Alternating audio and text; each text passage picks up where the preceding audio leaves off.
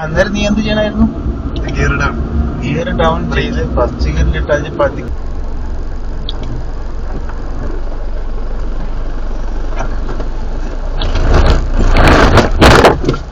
ഇവിടെ സ്റ്റാർട്ട് എന്താ സംഭവം അറിയാവോ? എന്താ സംഭവം അറിയാവോ? സെക്കൻഡ് ഗിയറിലെ വണ്ടിയുണ്ട്, ഫസ്റ്റ് ഗിയർ കൊടുക്കും. ഓക്കെ ഓക്കെ എടുത്തു. എടുക്കും.